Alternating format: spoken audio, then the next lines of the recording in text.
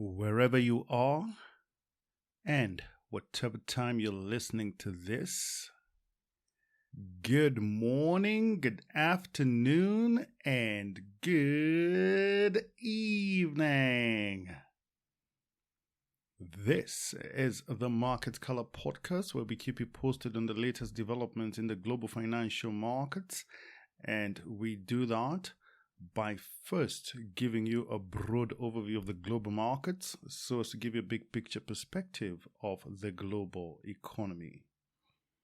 This is then followed by the Kenyan segment, where we review the performance of the domestic markets with a view to covering all the major asset classes. And finally, we wrap up the podcast by addressing the topical issue for that week, so as to bring you up to speed with the latest financial headlines.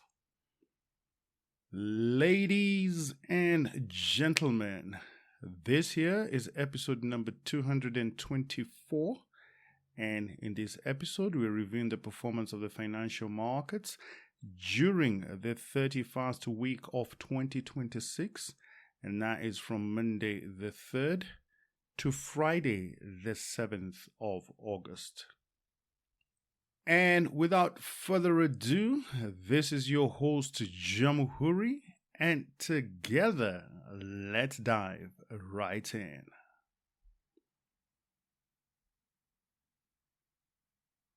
We kick it off in the United States, where in its monthly employment report that was released on Friday the 7th of August, the Bureau of Labor Statistics showed an unexpected slowdown in the labor market as the U.S. economy experienced a decline in the number of jobs created during the month of July, while the unemployment rate surprisingly edged lower. Nonfarm payrolls fell by a seasonally adjusted 23,000 jobs in the month of July, compared to the Dow Jones consensus forecast for a gain of 83,000 jobs, and compared to a downwardly revised number of 20,000 jobs for the previous month of June. At the same time, the unemployment rate slipped to 4.1% as the labor force participation rate declined further to 61.4%, which was the lowest level in more than 5 years, and was another indication that fewer Americans are working or looking for jobs. You will recall that just last week, the Federal Open Market Committee voted 9-3 to keep its policy rate on hold, even as inflation continues to trend well above the central bank's 2% target rate. Following the jobs report, the CME's FedWatch tool is now pricing in a much lower probability of about 44% for a September rate hike. Staying stateside, JP Morgan Chief Executive Officer Jamie Dimon has warned that leverage across the financial markets remains elevated, adding that investors should be mindful of hidden borrowing that could amplify market disruptions. The remarks come amid renewed scrutiny of leverage in financial markets as elevated equity valuations, near record hedge fund leverage, and large treasury basis trades have fueled concerns that vulnerabilities may be building up in parts of the financial system. Dimon said that the heavy leverage increases the risk that a single investor or hedge fund could trigger broader volatility across the markets. Case in point is the recent risk event involving the AI-focused hedge fund referred to as Situational Awareness, which suffered heavy losses after leveraged technology bets turned against it, triggering margin calls and forcing it to liquidate much of its public equity portfolio. Over to the Eurozone, where Eurozone inflation ticked up in July, adding to an already strong case for another rate hike by the European Central Bank, especially as high oil prices foreshadow a further broadening of price pressures. Eurostat data showed that inflation in the common currency area picked up to 2.9% in July. This was in line with expectations, but was up from 2.8% in June, with higher oil prices due to the Iran war driving this increase. Meanwhile, the more closely watched core inflation data, which filters out volatile food and energy prices, this accelerated to 2.5% in July and was up from 2.4% in June, as services inflation also rose to 3.3%. The European Central Bank has signaled that a rate hike was highly likely at its next policy meeting in September, arguing that the economy is performing along its baseline scenario, which itself was predicated on a rate hike, and in addition to that, the ongoing conflict in the Middle East and its impact on oil prices.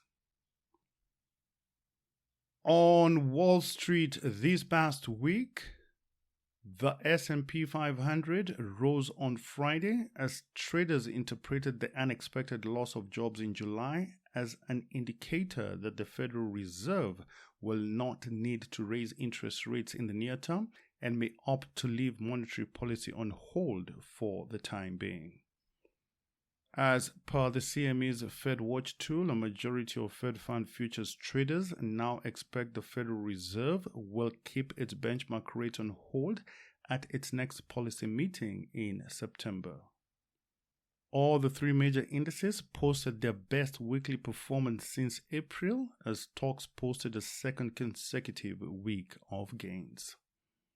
The S&P 500, which closed above 7,700 for the first time ever earlier this week, advanced by 3.6% during this period, and the Nasdaq Composite saw a weekly gain of 5.2% thanks to a bounce back in chip stocks.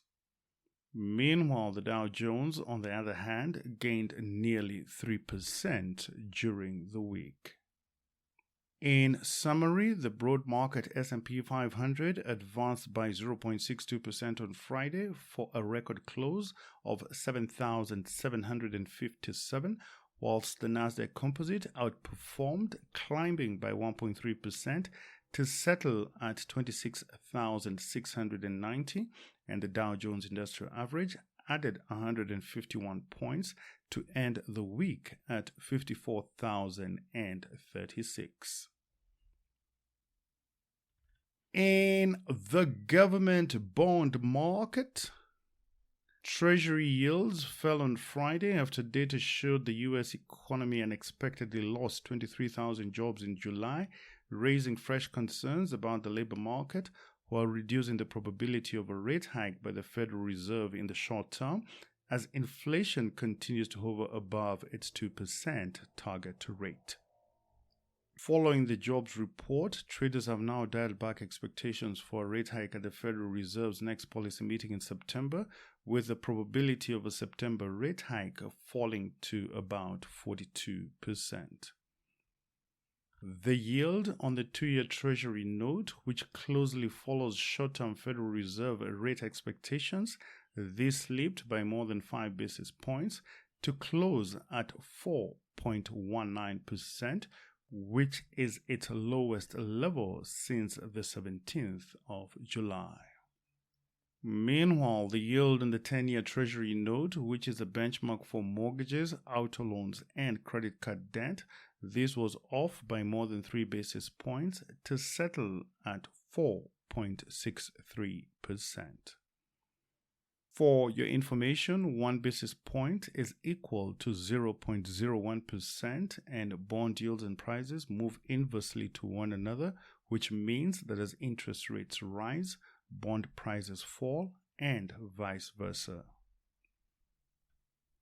In the commodity markets, oil prices rose on Friday as investors waited in vain for an agreement to reopen the Strait of Hormuz that had been alluded to earlier in the week by the Trump administration. Meanwhile, according to the trade intelligence firm Kepler, ship traffic through the Strait of Hormuz was down by 33% on Friday.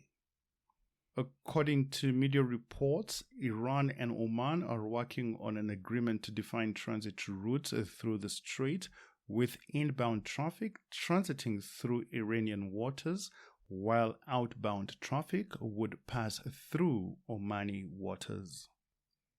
In response to the foregoing, oil prices fell more than 7% during the week, with the international benchmark Brent crude recovering more than 1% on Friday to close at $83.55 a barrel, whilst the U.S. benchmark West Texas Intermediate crude advanced about 1% to settle at $78.18 per barrel.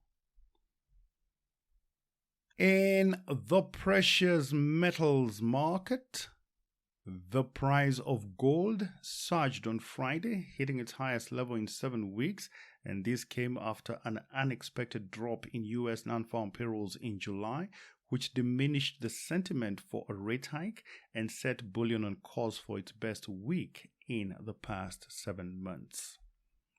According to LSEG data, the rate futures market is now pricing in a 44% chance of a rate hike by the Federal Reserve in September, and this is compared to a 57% probability before the jobs report. Please note that lower interest rates make gold more attractive relative to yield-bearing assets, as bullion does not pay out regular interest like a bond. In response, bullion was on track to post its largest weekly increase since the 19th of January, with prices gaining over 7% during the week as spot gold jumped by 2.3% on Friday to settle at $4,336 per ounce. A quick overview of the African financial markets, where on Friday the 24th of July, the International Finance Corporation, which is a member of the World Bank Group, marked its inaugural Tanzanian shilling bond issuance at the London Stock Exchange. The bond raised a total of 262.5 billion Tanzanian shillings, which is equivalent to $100 million, and has a tenor of 5 years and carries a coupon rate of 7.60%. This is the largest Tanzanian shilling-denominated issuance to date in the international capital markets and was placed with Goldman Sachs International as the dealer and will be channeled through NMB Bank in Tanzania. The bond mobilizes international capital to support local currency financing facilities for NMB Bank, enabling the expansion of lending to micro, small, and medium-sized enterprises across Tanzania, with 20% dedicated towards women-owned enterprises.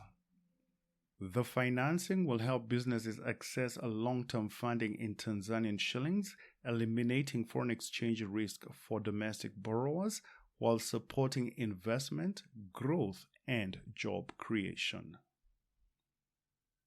And over to Nigeria, where a source with knowledge of the plan has told Reuters that the Dangote oil refinery is on track for an initial public offering in October, in which it is looking to raise about $5 billion, making it the largest IPO ever on the African continent. The refinery, which is majority owned by Africa's richest man, Aliko Dangote, has emerged as a big winner due to the Iran war by selling jet fuel across Africa and to Western Europe.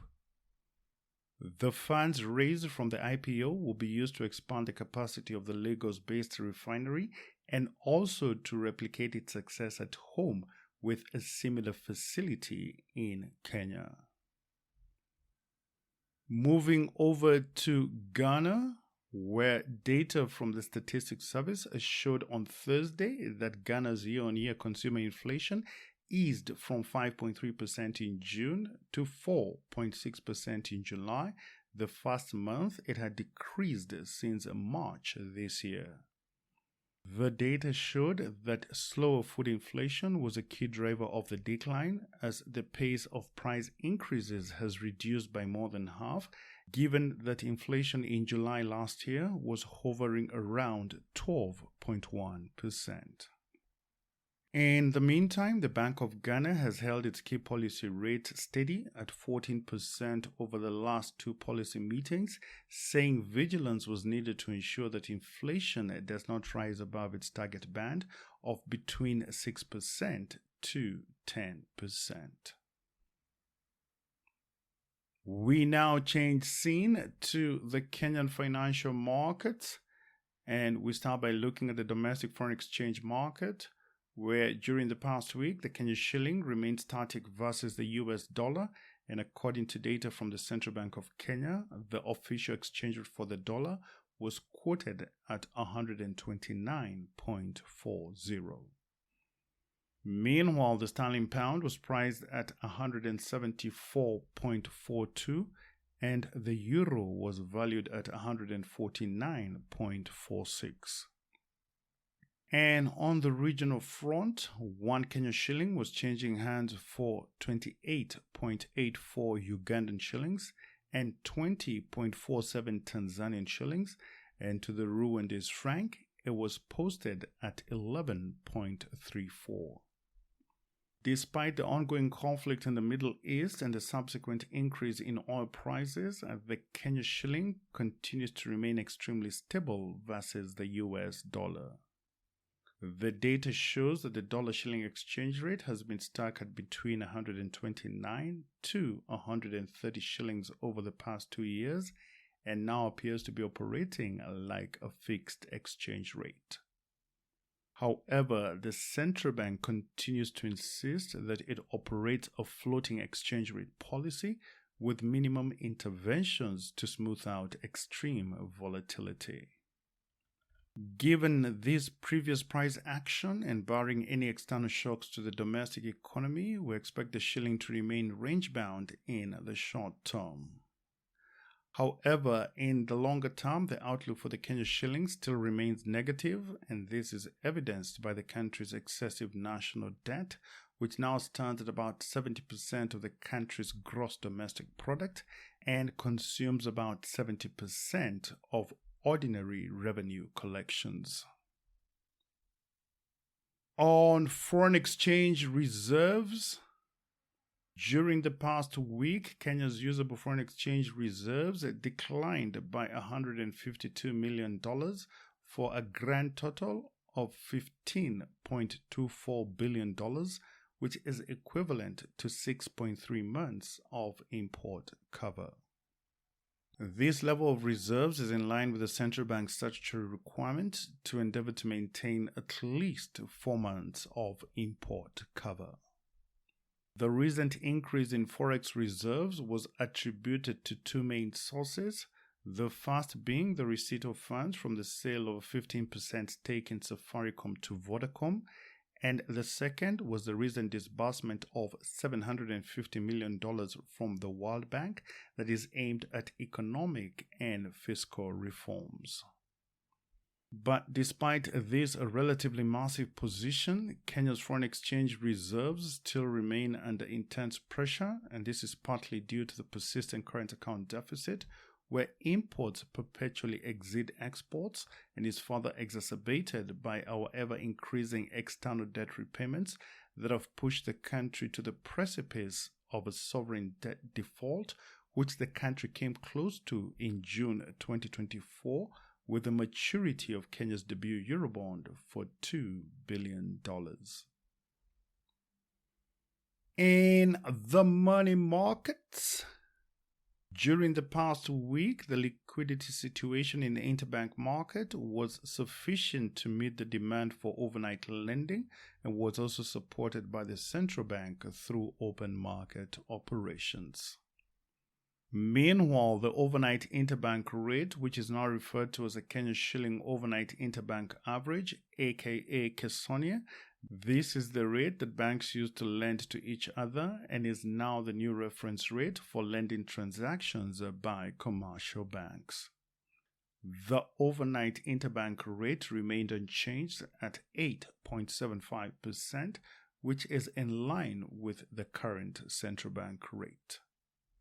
And according to data from the Central Bank of Kenya, the following are the key short-term money market rates, with the latest data showing inflation in July coming out at 6.49%, while the 91-day Treasury bill was stable at 8.78% and the one-year rate came out at 9% flat.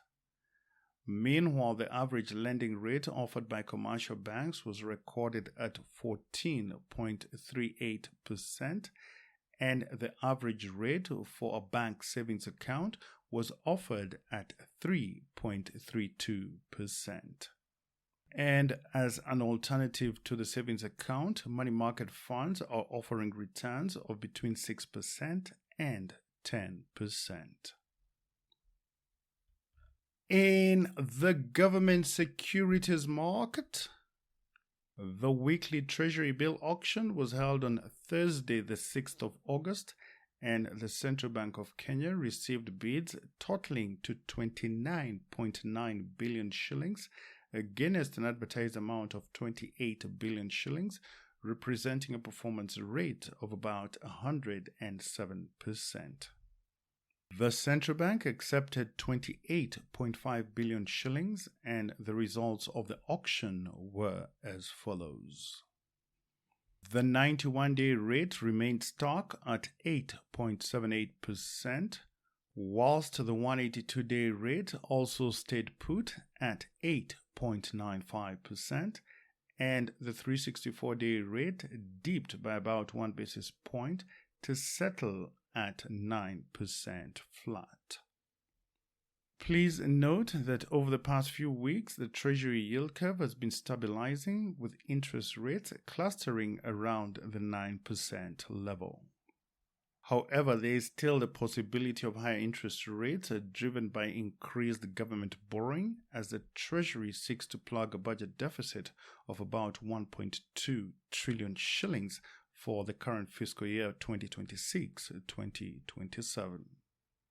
And in addition to that, the escalating conflict in the Middle East is once again pushing up oil prices, and as a result, we can expect inflationary pressures to pick up, and this will eventually feed into higher interest rates as the central bank endeavors to keep inflation expectations well anchored.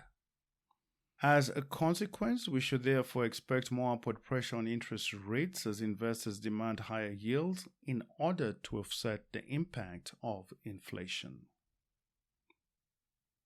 On Kenya's national debt, according to the latest data from the central bank, Kenya's national debt as at May 2026 stood at 12.89 trillion shillings, and this was divided between domestic debt, which stood at 7.24 trillion shillings, and foreign external debt that is valued at $43.67 billion, which is equivalent to 5.65 trillion shillings.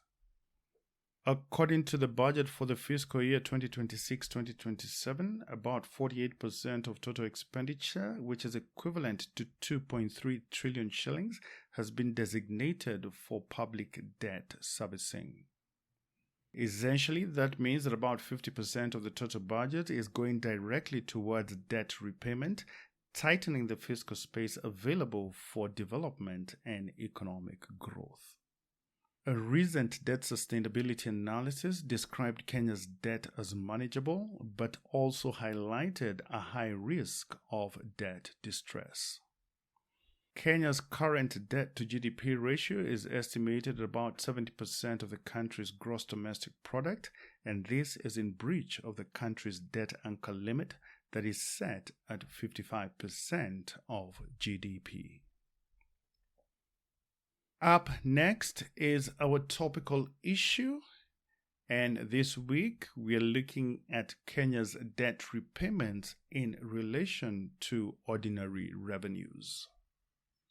In the financial year ended June 2026, spending on public debt repayments and pensions consumed more than 50% of Kenya's domestic revenues, highlighting the impact that public debt is having on the national budget, especially in terms of constraining the fiscal room for development and growth.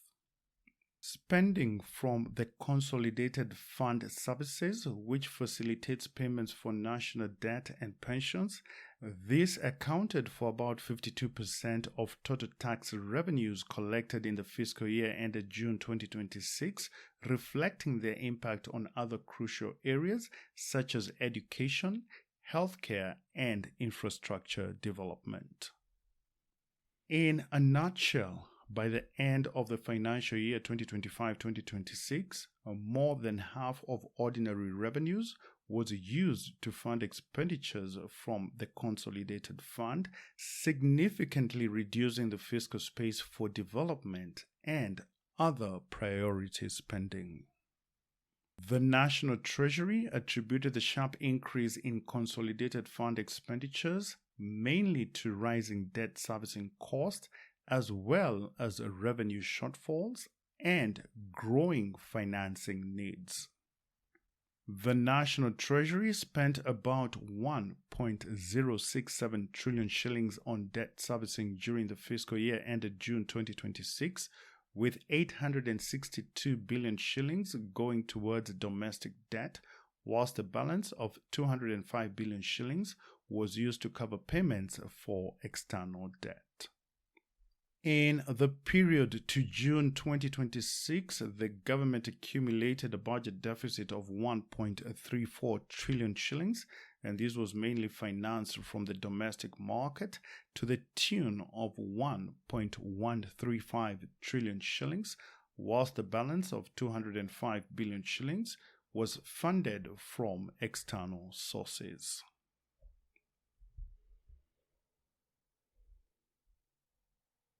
And on that note, we come to the end of this week's podcast.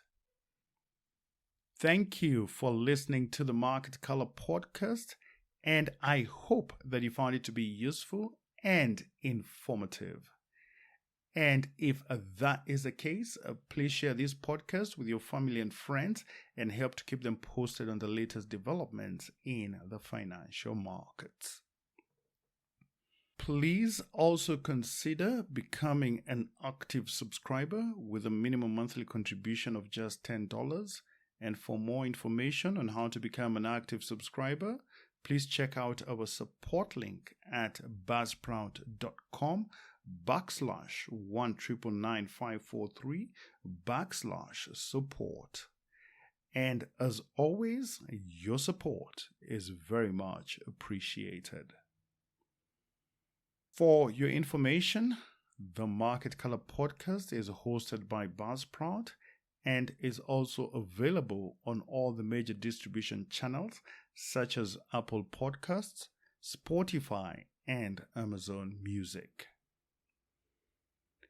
And if you have any ideas or feedback on how we can improve this podcast, please feel free to reach me on the following email address. That is jamuhurij@gmail.com. Jamuhuri spelled as JAMUHURI. Once again, thank you for your continued support, and I look forward to interacting with you again next week. And in the meantime, please do have yourself a blessed and fantastic week ahead. And remember, do the best you can until you know better. Then when you know better, do better. A quote by Maya Angelou. Think about it. Thank you, and God bless.